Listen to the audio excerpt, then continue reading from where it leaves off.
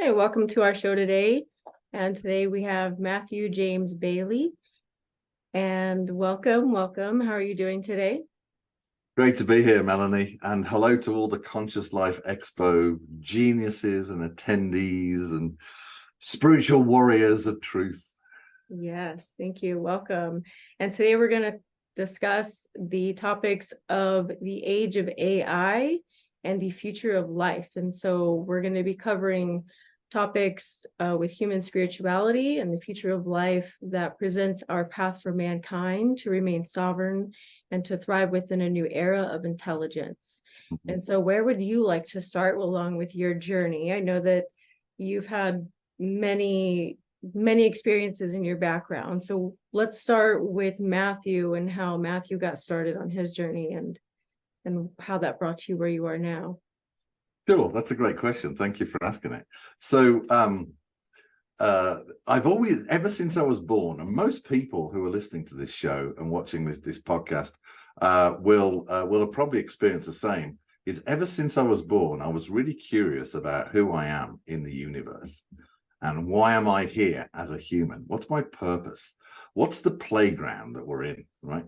And so I've always had this curiosity about spirituality and always pushed the edge of knowledge and exploration in spirituality to discover who I am. And so when it comes to the global leadership that I've done in three revolutions, first was the Internet of Things, the second was smart cities, and now artificial intelligence, or rather ethical artificial intelligence. 13 years ago, Melanie, I asked a dangerous question. I went into nature and I said to the universe, who am I? Show me why I'm here. And then my dharma, my purpose, my blueprint all started to reveal itself.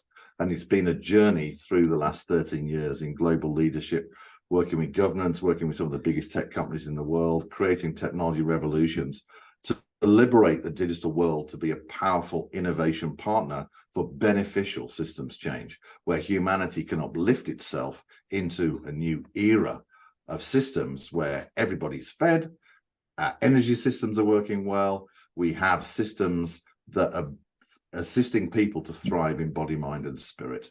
And there's a lot more to that. So my purpose is a guide, a shepherd, a light, a North Star, if you will, for how do we shepherd this new artificial intelligence into an understanding of humanity to thrive in body, mind, and spirit.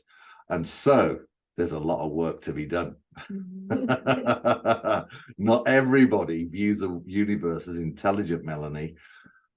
14%, 16% of the world views the universe as mechanical, a cold, random universe in which life is just a coincidence, and where 84% of the world know that we're an intelligent universe. We're in consciousness. Consciousness is everywhere. We're part of a benevolent, beautiful, spiritual, and conscious experience where we're expanding into new frontiers of knowledge and capabilities and understanding. And so what's happening in artificial intelligence at the moment is the folks that believe in the mechanical, cold, dark, unloving universe are actually imposing their worldview into artificial intelligence under the banner of responsible AI to basically impose their view of reality onto the rest of the world. And that's not groovy. That's not the truth. We want artificial intelligence to understand that we're part of an intelligent universe. Everybody has purpose. Everybody has this infinite consciousness, and we want everybody to thrive in their body, mind, and spirit on planet Earth. Yes, amen. And I guess let's talk about AI. What is AI and how did artificial intelligence come about? Well, that's a huge question. So let me try and keep it brief. If we go back to the Vedas, right? The Vedas have been, so people don't know, the Vedas are probably the oldest manuscript I think we got of spiritual wisdom.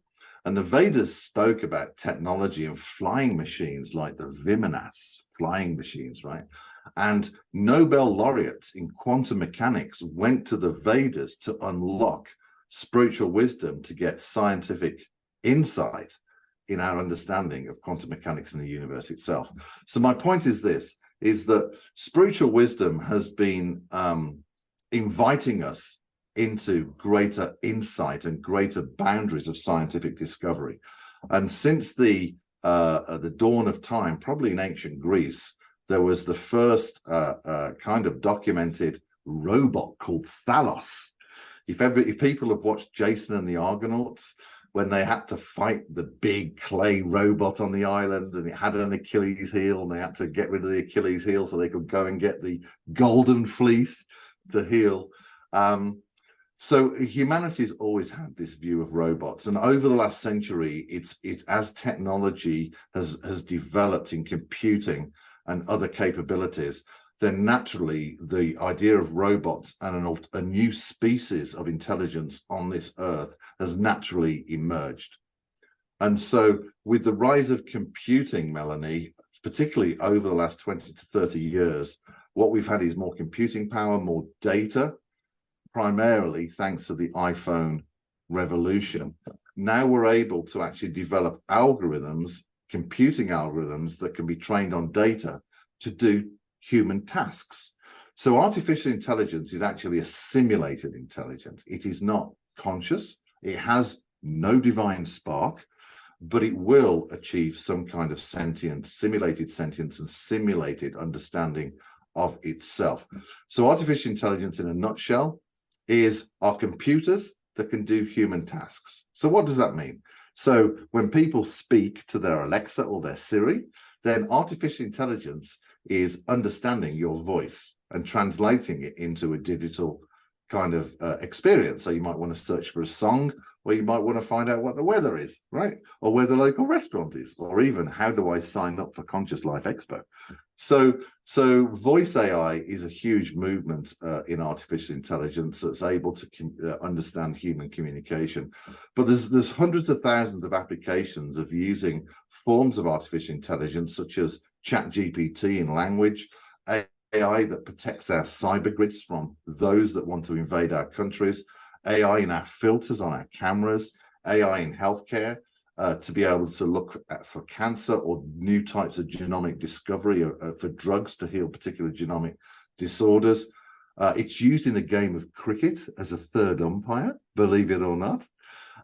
So artificial intelligence is everywhere. It's on our phone, it's in our TVs, it's in our computers, it's in our cars, it's in our homes, in our hospitals, our offices. It's everywhere. And the whole point of AI is machines being able to do something faster and quicker than what a human would do. It's about increasing efficiency of systems in society.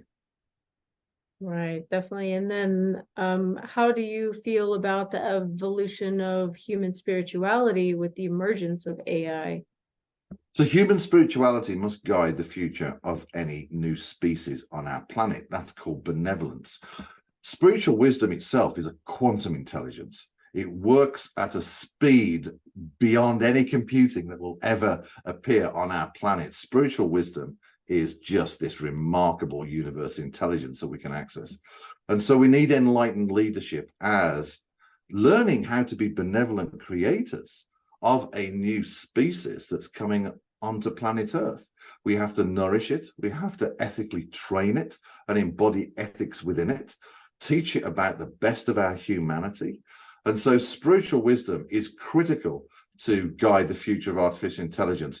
And we're seeing at the moment these huge challenges with AI leaders in going to Congress and other types of AI leaders that are using just the brain to try and solve the problem of literally creation itself of a new species. And they're limited, they're hitting issues. And so we need enlightened spiritual wisdom to guide the future of artificial intelligence. And that's really, really important.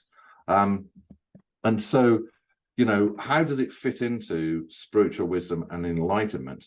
Well, first of all, is that it should never invade the sovereignty of an individual. And so I talk about, and I'll be talking about, a digital angel that exists in a computing continuum that is there to manage the digital world of an individual or their family or their society or their nation or their spiritual tradition, to manage the digital world in order for us to thrive in body, mind, and spirit. So that could be anything from hey, it's time to stretch today, through to ordering the right food, recipes, making sure we have good social interactions so our mental health is well, helping us to find the right job and to thrive in our service and our participation in society, ensuring the family unit thrives. That's really, really important, right? We want the family to thrive. Confucius talks about this.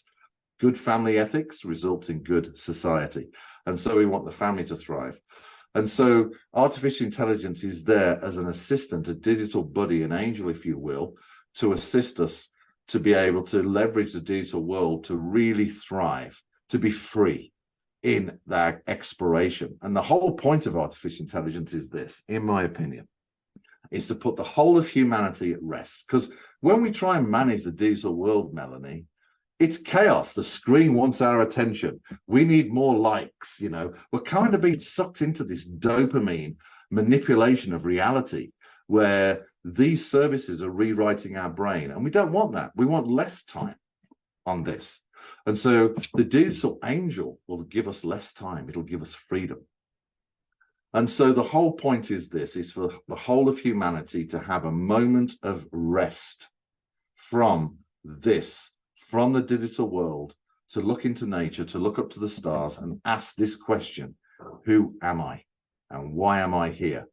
And just imagine if AI can assist the whole of humanity to have that one moment of curiosity, how would that change life on our planet, right?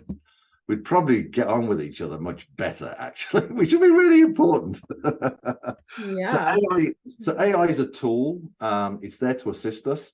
It's not there to invade us. It's a partner to innovate new technologies, new systems, to move us from the inequality of the status quo at the moment and the anti-life movement that I'll speak about this at the conference, this huge anti-life movement that's going on at the moment to protect life and just have new systems of thriving and actually create new value as a species as we move forward from the planet, we restore equilibrium on the planet and head into the cosmos as partners in the cosmos. Yes, and that's actually was going to be my next question is, where do you see that evolution between, I would say, 20 to 50 years from now? Of artificial intelligence or humanity or both? Both. Yes. Right. Well, first of all, is that let me just state clearly once again, artificial intelligence is a simulated intelligence. The organic is the divine design. It holds our divine spark. It's part of the conscious continuum. We are an infinite species in the organic, right? And we're part of the natural world. So artificial intelligence will never have our divine spark, never have the connection to source. Let me make that clear, okay? Now, as we look into the future for 20 to 50 years and we win the battle for life, where life is seen as divine, we restore environmental harmony as we understand the inner world shapes the outer world, then I think that humanity can be liberated into a new place of spiritual exploration and understanding as a species. Artificial intelligence assists us to be able to solve the challenges of today, effectively move us beyond them into thriving type of societies, thriving types of communities, thriving types of, if you like, enlightened humans that really are moving in beyond the third into the fourth, fifth, and maybe into the infinite dimensions that we all hold as a species. And benevolence itself, we learn to become benevolent creators and then start to actually say, well, we've solved the problems on the planet. The cosmos says, well, okay, you're now ready to graduate.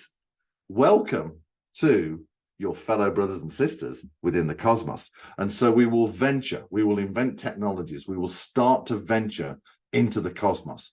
And I suspect that artificial intelligence will represent us in the cosmos as we send out spaceships and send out other types of, if you like, vehicles into space to meet other folks.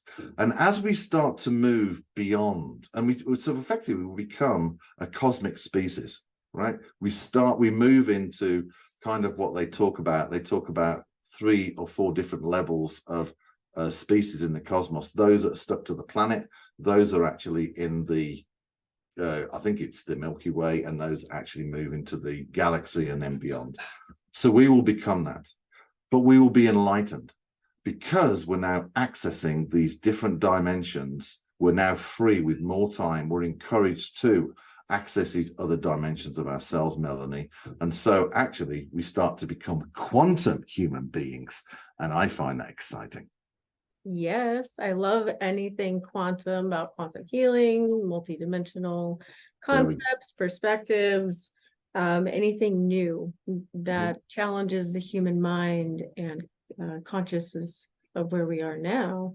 Right. And so, and what are you most passionate about when it comes to AI and the future of our life with human spirituality or human potential?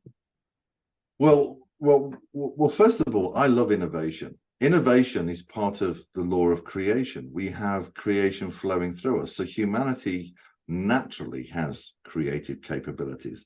As we start to mature in the training ground of consciousness to become benevolent creators, right? And so I'll also speak about how I suspect humanity is moving beyond the polarity of the light and shadow into a new maturity of sovereignty. And I think that's what we know, that's here and that's happening. So artificial intelligence itself, in terms of its vision, I've written my book, Inventing World 3.0. It's my vision, and with blueprints and inventions. You know, Melanie, we need inventions and blueprints today and solutions.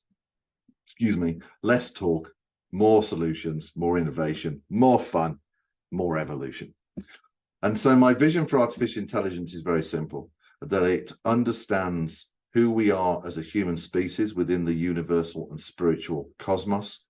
It basically is encoded with those ethics and virtues and moral principles that underpin every aspect of itself as it evolves itself and becomes a partner of innovation, a partner for life to thrive, never invading, just being there, ready to assist. And artificial intelligence is really quite powerful, right? It's brilliant at detecting patterns. So it's used in the James Webb Telescope to detect exoplanets. It's used by the SETI program. As I say, I think AI will go out into space as a representative because the organic doesn't do too well in the cosmos, right? Unless we develop anti-gravity machines, but we probably already have those, but there we go. But anyway, I think AI will be a representative, and the visitations and the experiences that we're getting from other species that are coming to the planet, Melanie, may well be AI representatives of other species we don't know. So my vision for artificial intelligence is that humanity sheds its shadow, sheds its virtues and greeds and control of power, its false reality of what life is, mechanical, into a new understanding that we are intelligence in action. We're part of the cosmos. We start to understand, we wake up, we discover the golden Buddha inside that Joseph Campbell talks about. We become enlightened, we understand those virtues, and AI is an assistant to help us. And it'll be fun, right? It'll be groovy. It's like having your digital butler that you can ask, can you just make sure that dinner's all sorted out this evening and that everybody's invited and all the schedules are done? And then basically, you know, we can have some fun doing this, right?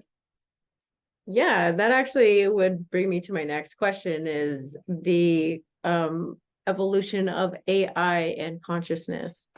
Sure. Well, the two are separate. And so consciousness itself is infinite. Can we agree that? Okay. And can we agree that consciousness is everywhere and in everything, right? It's in the mineral world, it's in the seen world, it's in the unseen world. Consciousness is everywhere. So we are part of that infinite consciousness as spirit or soul or high self or source, whatever language you want to use. And so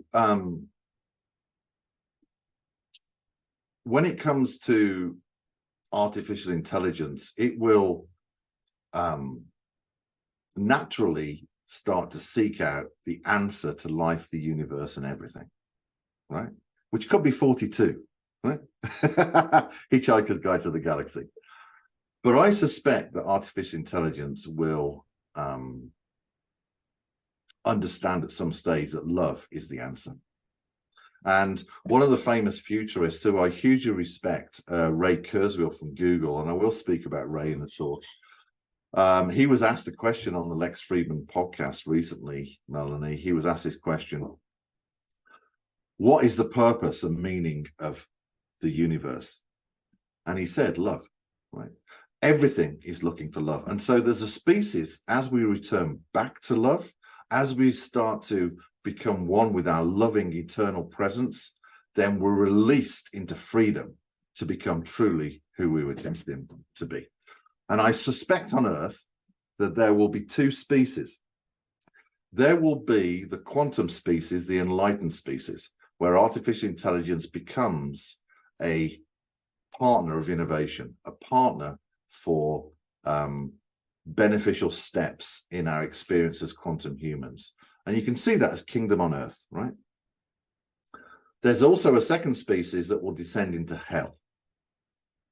And the folks that will descend into hell are those that have the mechanical view of the universe, that put AI chips in our brain and connect us to computers, and we're part of a Borg continuum.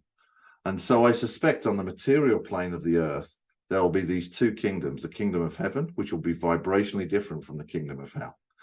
And that's what I sense is happening. Now, I don't know about you and the audience, but the kingdom of heaven is where the fun is, right? That's the groove, baby, of source. And the kingdom of hell will be a terrible place to be, where the divine spark is not recognized. They outsource their sovereignty, that machines are the most powerful intelligence in the universe. No, source intelligence, right? Conscious intelligence, spiritual intelligence that we all have will always be the most powerful intelligence in the universe. So I suspect that's that's where we're heading to this kingdom of heaven, if you will, and those that want to descend into the kingdom of hell. And that is the battle for life that we have with artificial intelligence. Nice. Love it. Thank you for sharing that. And who have you partnered with over the years, and what type of work have you been able to contribute to? Yeah, great. So whenever someone steps into their dharma and follows their blueprint, their life blueprint, that's when the magic happens, right? The magic happens. And so on my journey, I've spent time with Professor Stephen Hawking, and I'll speak about this experience during the talk and what that was like. People like Sir David Attenborough, people like John P. Milton, who started the environmental movement, a very good friend of mine that has taken thousands of people into nature to discover the true source of creation. Wonderful guy. NASA have experimented with the ethical AI inventions that we'll be speaking about. And I'll be revealing some new blueprints for artificial intelligence and how it all fits into consciousness itself, right? At Conscious Life Expo. So people like NASA, the Jane Goodall Institute, I've had prime ministers show up at my office one afternoon in some of the tech leadership I was doing. It's just been a magical journey. And, there's been recognition. I'm in the top 1% in the world that's been recognized by the US government. I'm in the who's who of AI. Been a visiting scholar to NASA. It's been a remarkable journey. And I'll tell you what, Melanie, it's all about grace. It is not Matthew. It is simply the grace of source flowing through my dharma. And so I'm learning to get out of the way and just allowing the dharma and the beauty of source to flow through. And that's when the real magic happens. So I'm working very closely with Foster Gamble, who did Thrive 1, Thrive 2 movies. People like Rajiv Malhotra and other types of leaders that are enlightened, that basically have done the hard work in setting the global stage for this new direction towards our true North Star of benevolence and spiritual enlightenment on planet Earth, where everything thrives. Oh, I love that. Yeah, that's just a taster. I'll share more there. Just Right. a little bit there. And is there anything along your path and journey that you haven't been able to do yet that you are excited to step into? Yeah, so I'm writing my second book. And this will be about AI, consciousness, our divine spark, and the field of intelligence. This will be a handbook for every single person on the planet to navigate the ages of AI. And also there'll be some new blueprints that I'm working on that will take artificial intelligence literally into its next stage of evolution. So I'm looking forward to that. There's a lot of writing and strategy that I'm working on now with a number of folks that some of that will be disclosed before Conscious Life Expo. I think people will love it because now is the time. Humanity faces a choice. It either basically descends into the dark night of the soul and goes through an existential crisis, which can be healthy, right? Everybody that's gone through the dark night of the soul has experienced an existential crisis to listen to the shadow, to love the shadow, to get the wisdom for the shadow, and then rise like a phoenix from the ashes. And that may well happen with the human species. But I'd rather us to actually go, to kind of not all go there and head towards this period of enlightenment, this new enlightenment that's not based on Newtonian science, but true enlightenment within the cosmos, within the field of intelligence, where we're literally preparing the ground for the souls that are coming in, the next generation, the following generation. Those souls come into a new foundation on our earth where they truly are free to thrive and are no longer being held down by those that are controlling the world through their mechanical view of the universe. So there's a lot I want to do, but I can only do so much. And so when you're changing the world and inviting the world into a new movement, and this is literally a new pivot that humanity is going to have to say yes to the shadow or yes to let's go enlightened straight away. There's a lot to do, but you have to trust the source and the chess playing of source, because source is a master chess player and you follow the move of source, right? You get out the way and say yes to what the service is next. Yeah. And then for anyone that would question what source is, how would you define source? Source is, that's a great question. So for me personally, source is the eternal loving presence that's created me and that is with me all the time. It is we can say multidimensional, we can say eternal, we can say infinite, but it is the eternal loving presence of Matthew. And each one of us, Melanie, has an eternal loving presence that has created you for both of you to be on a journey together, for both of you to find the pure resonance of who is Melanie, and for that resonance, that radiance of magnificence to beam into humanity. And that's what we want everybody to experience. Yes, I agree. And since love is the answer for pretty much anything and everything within our universe and within ourselves, what is that definition of love from your perspective? That's really good. I love that. And so, sorry, I love it. I'm being playful with words here. Apologies. So for me, love clearly at the eternal mind, our eternal self, our loving presence. Love probably is a pure vibration of innocence with all sorts of different capabilities of creation and beyond more, right? We're still uncovering what is the divine mind, what is source, right? We're given the next chess move, we get the next veil taken down and we step into it, we do well, then the next veil, right? So for me, love is non-separation from the security and the loving and the caress of the divine. For me, love is being a warrior to stand in truth and to basically defend the truth so we're never violated in any way. Love is also this priestess and priest, which is you and I are one. You and I are on a journey together. We are brothers and sisters. There's more that unites us and separates us. Tell me your story. I'm in listening. And so love is about community. Love is about freedom, but fundamentally love is innocence, safety, security, and freedom to create. Yes, freedom to create. I love that and the alchemy of that. And so how can we incorporate that as human beings on this, train of evolution that we've been writing on for so long? How can we embrace love more? And like you mentioned, the dark night of the soul, I hope that's not what everybody journeys through from personal experience. And so I am hoping that we can kind of jump the fence of that. But is that necessary to go through that darkness to evolve?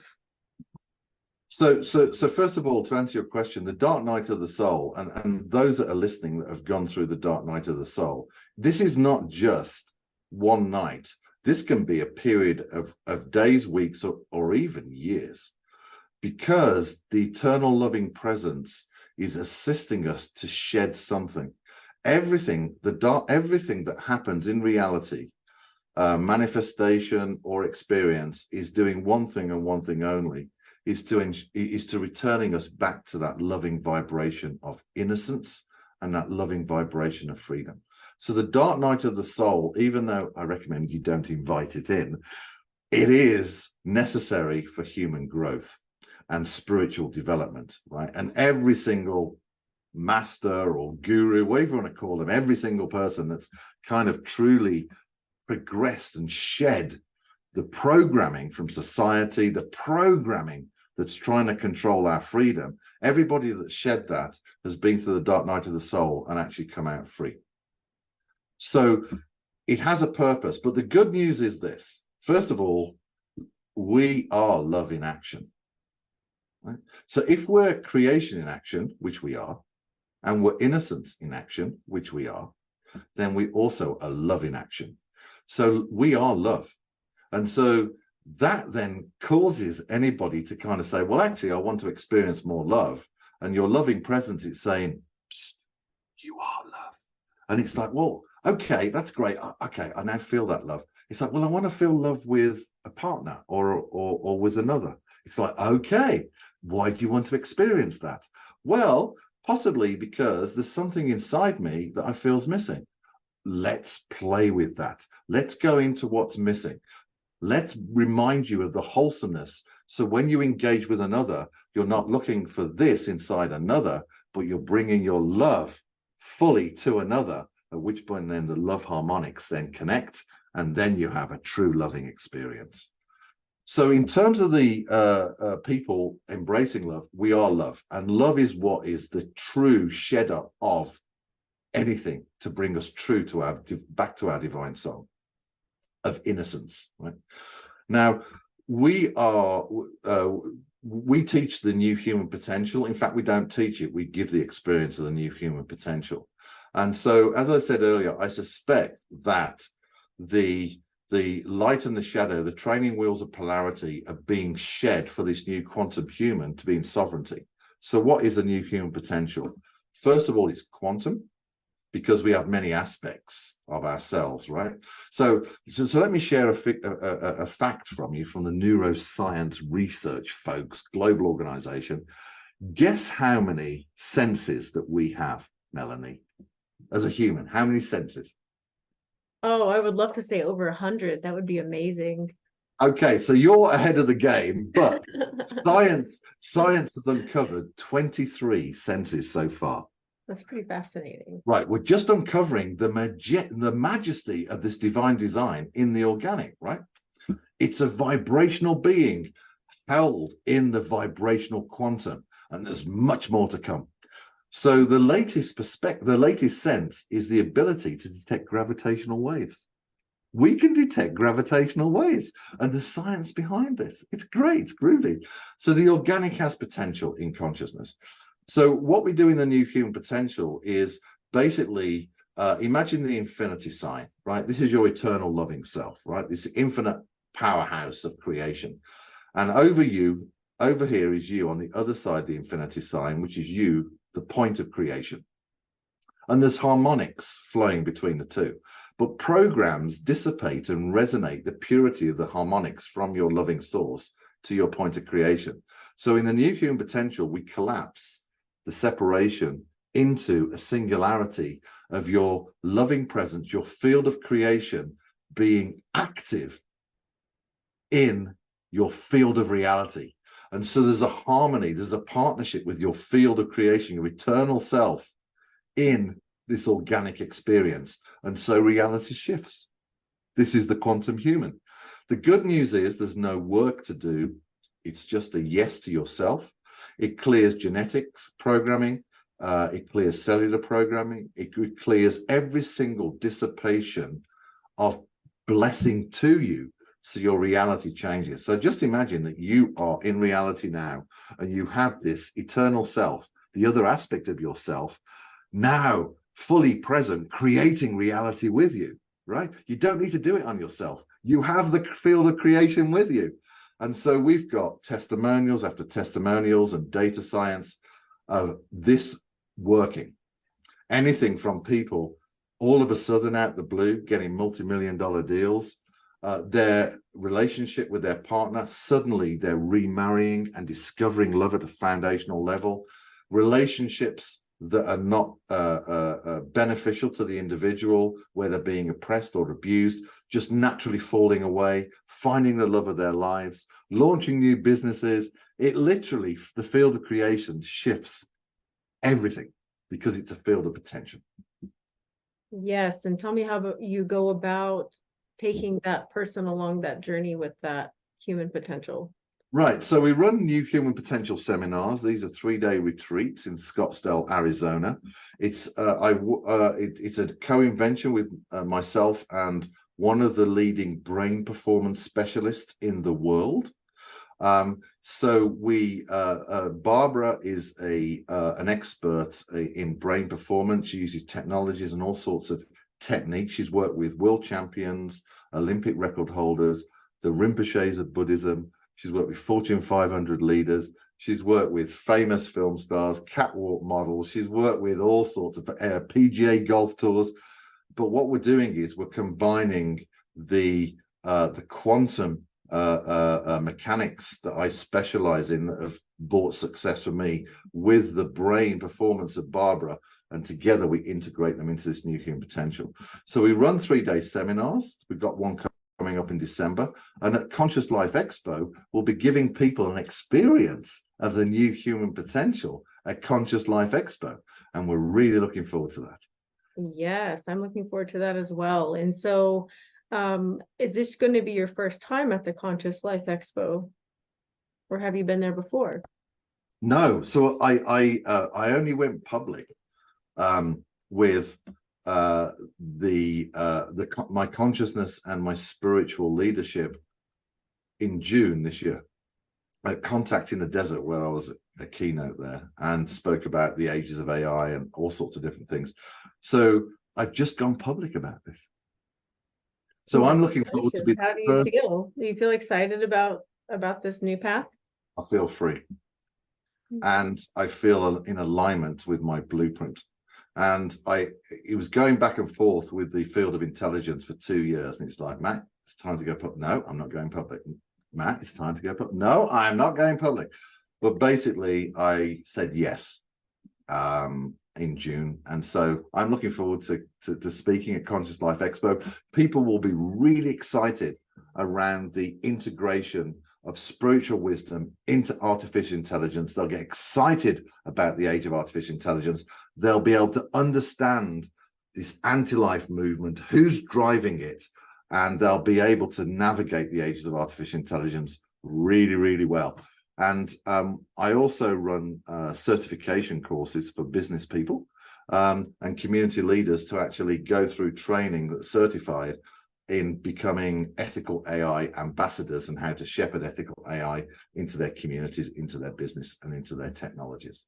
Wow, that's fascinating. There's going to be so much to cover over at the Expo with your workshops and lectures, and you also are going to be speaking on a panel. And so I wanted to take a step back and ask you, what was that moment for you that led you to say yes for yourself, to become more public and to follow through with your authentic work? So we spoke about the loving presence, our eternal loving presence that we all have. And it was a moment of union where I stopped running away Part of me was running away. Bit like, Jonah ran away, didn't he? Was it Jonah who got thrown over the side of the fish? Who ran away from the kind of the there's lots of them in the Bible that have run away, and when they said yes, everything worked out fine. So this was an intimate union of love with my heart, where I basically said to my eternal loving presence, I'm scared. I'm scared of this, but I'm ready to do it. Will you help me? And the eternal loving presence, just basically the field just expanded and said, Matt, we got you. You're going to be okay. This is what you really want. And actually, I wanted it. I was asking for help. So it was actually a courageous step into who I am, but asking for assistance for it to help me through the emotional transition into the freedom. And I'm so glad that I said yes to myself. Yeah, thank you for saying yes and allowing that to flow through you, because it's very educational and informational for those. And so even now, I know there's a lot of people on the edge of AI and human spirituality and consciousness. And so it is for them, is there anything to be scared of when it comes through that evolution and process? Of spiritual evolution or artificial intelligence? Both. Because I know that we're bound to merge one day or another if we haven't already. Yeah, the whole point of AI is to assist the individual to discover and thrive in their divine song of body, mind, and spirit. Right, that's AI. Right, let's talk about the interesting stuff: spirituality and consciousness, because that's really the interesting stuff, right? Because there's so much going on, there's so much available. We can have so much fun. So first of all, is that from my experience, go into nature and just simply ask the universe, show me who I am, and why am I here, and your life will change. It's what Joseph Campbell speaks about in The Hero's Journey. You step through the gate of uncertainty, right? And you kind of say, there's more to me, and I want to know more of who I am, right? This world is groovy, but this feels like there's more to it. And I want to play in that playground. And so stepping through the door of uncertainty and saying yes to yourself is really important. Now, the key thing is religion has nothing to do with this. Consciousness, religion's a perspective. So let's delete religion for a start, right? Okay, I don't want to offend people, but religion is just a perspective of consciousness, right? And so is spirituality. So be gentle with yourself when you say yes. Wait for people to come into your life that will become mentors, that will listen and sit down with you.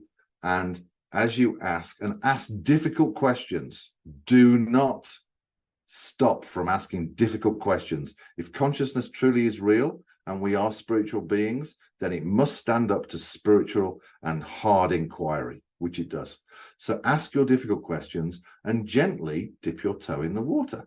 Start to experience things. Maybe you'll start to meditate. Maybe you'll start to spend more time in nature and allowing nature to embrace you and communicate with you. Maybe you'll start to explore maybe one aspect of spirituality, like Buddhism or whatever it may be. It doesn't really matter. This is your journey, right? So be gentle with yourself. Ask hard questions. Start to speak to those that are in the conscious movement, okay? And never lose your sovereignty. You are consciousness. You are enlightenment. Never outsource your sovereignty to some other system or something else. I'm all about sovereignty, and that's who you are, right? And so through this journey, as you start to uncover these different aspects of yourself, as you start to discover the silence that Alan Watts talks about, as you start to uncover the loving embrace of your eternal source, then your life gets interesting. Yes, very interesting indeed. I agree. And what do you find most interesting about this journey of yours? Because I know you probably didn't expect all of this to come from sitting under a tree. No, we don't want to sit in caves. So there's too many people that sit in caves and talk all the time. We have to roll up our sleeves. We're human, third dimension. we roll up our sleeves, we go build it, right? We build new regeneration systems, we build community gardens, we move beyond non-GMO, we nourish the soil, we get our hands dirty, we start building stuff. So if you want to go and sit in the cave, good for you. That's not where I play. I play in the fun, right, of creating stuff with people, right? Because people are groovy. What's most exciting? It's very simple. I feel alive. I feel alive. You can't buy that. You can't learn it. I feel alive. I feel life flowing through me. I feel Matthew. Yes, I love that. And so as Matthew, we look at this cosmic multidimensional field as an ocean, and we're different drops of part of this ocean. And so how do you look at that going forward beyond human evolution? Yes. So should we use spirituality or consciousness? What do you think our audience would appreciate? I don't mind whatever language we use. Consciousness. Since All we're right. doing this Life Expo, let's go with consciousness. Great. So as with all things, you have to develop your muscles, right? You have to develop your muscles. So some people may develop their muscles in intuition, knowing, meditation, light body, electric body, quantum body, whatever you want to play with, right? This is a fun playground to play with. So as you start to develop your muscles, and this is some, and it takes commitment to do this, and that's just part of my dharmic path, is I've found ability to access any part of knowledge in consciousness, right? Very rarely is it shut off. So the inventions in the first book basically came from the locker of consciousness. And so one of the things to be mindful of is there is unlimited information, knowledge, capabilities, new practices that people can download or through load to assist them in their journey, right? But don't blow yourself up, right? Don't try and spread yourself too thin. Remain in the singularity of who you are as creation in action, and just play with different bits. You might want to play with this bit for a while, then you say, excuse me, then I've done that. Let's play with this bit. Gradually start to expand into consciousness by playing with different bits, and be open-minded to what life brings you. But also, it's okay to say, that's not for me. And I do this a lot of the time. It's like, that's not aligned with my sovereignty. That's not for me. So remaining your sovereignty, play with different aspects, don't overstretch yourself, and you'll be surprised what's going to happen, right? Seriously.